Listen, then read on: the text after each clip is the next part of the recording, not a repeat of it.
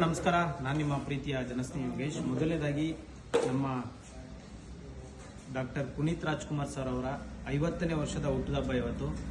ಈ ಹುಟ್ಟುಹಬ್ಬ ಮಾಡೋದಕ್ಕೆ ಬಹಳ ಬೇಜಾರು ಆಗ್ತಿದೆ. ಯಾಕೆ ಅಂದರೆ ಅವರು ನಮ್ಮ ಜೊತೆಲಿ ಇಲ್ವಲ್ಲ ಅಂತ.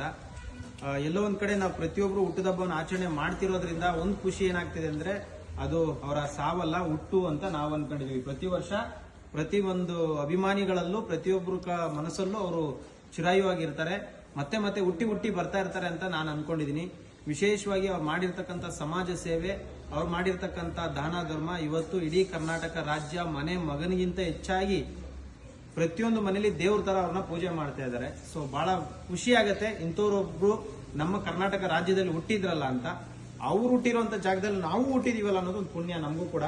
ಸೊ ವಿಶೇಷವಾಗಿ ಅವ್ರಿಗೆ ಜನ್ಮದಿನದ ಹಾರ್ದಿಕ ಶುಭಾಶಯಗಳು. ಈ ಒಂದು ಹುಟ್ಟುಹಬ್ಬವನ್ನ ಬಹಳ ವಿಜೃಂಭಣೆಯಿಂದ ಜೊತೆಗೆ ಅರ್ಥಪೂರ್ಣವಾಗಿ ಜೊತೆಗೆ ಸಾಕಷ್ಟು ಖುಷಿಯಿಂದ ಆಚರಣೆ ಮಾಡ್ಕೊಳ್ಬೇಕಂತ ಅನ್ಕೋತೀವಿ. ಬಟ್ ಆದ್ರೆ ನಮ್ಗೆ ಏನೇ ಮಾಡಿದ್ರು ಕೂಡ ಅವ್ರಿಲ್ಲ ಅನ್ನೋ ನೆನಪು ಕಾಡ್ತಾ ಇದೆ. ಹಾಗಾಗಿ ತುಂಬಾ ಖುಷಿ ಅನ್ನೋದಕ್ಕೆ ಖುಷಿ ಇದೆ, ಖುಷಿ ಅಂತೂ ಖಂಡಿತ ಇಲ್ಲ.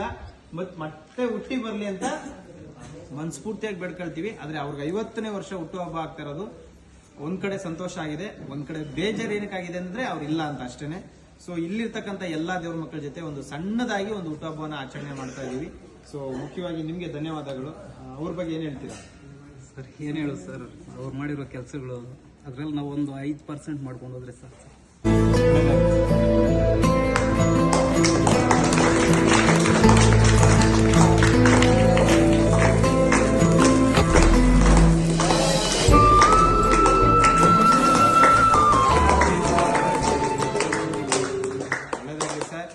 ನೀವೆಲ್ಲೇ ಇರಿ, ಹೇಗೆ ಇರಿ, ಇನ್ನೊಂದು ಜನ್ಮ ಅಂತ ನಿಮ್ಗೆ ಸಿಕ್ಕಿದ್ರು ಕೂಡ ಭಗವಂತ ಪೂರ್ಣಾಯಸನ ಕೊಡ್ಲಿ. ಈ ತರ ಯಾರಿಗೂ ಆಗ್ಬಾರ್ದು. ಅದರಲ್ಲೂ ಒಳ್ಳೆ ಮನಸ್ಸಿರುವಂತ ದಾನ ಧರ್ಮ ಮಾಡುವಂತ ವ್ಯಕ್ತಿಗಳಿಗೆ ದೇವ್ರು ಯಾವುದೇ ಕಾರಣಕ್ಕೂ ಮೋಸ ಮಾಡಬಾರ್ದು. ಸೊ ಮಗದೊಮ್ಮೆ ನಿಮ್ಗೆ 50ನೇ ವರ್ಷದ ಜನ್ಮದಿನದ ಹಾರ್ದಿಕ ಶುಭಾಶಯಗಳು. ಒಂದು ಮಾತು ನಾನು ಹೇಳ್ಬೇಕು ಅಂದ್ರೆ, ನಾನೊಬ್ಬ ಚಿಕ್ಕವನಾಗಿ ನಿಮ್ ಬಗ್ಗೆ ಮಾತಾಡೋಕೆ ನನಗೆ ಅರ್ಹತೆ ಇದೆಯೋ ಇಲ್ವೋ ಗೊತ್ತಿಲ್ಲ. ಸೂರ್ಯ ಚಂದ್ರ ಇರೋವರೆಗೂ ನಿಮ್ಮ ಹೆಸರು ಶಾಶ್ವತವಾಗಿರುತ್ತೆ. ಒಳ್ಳೇದಾಗ್ಲಿ ನಿಮ್ಗೆ.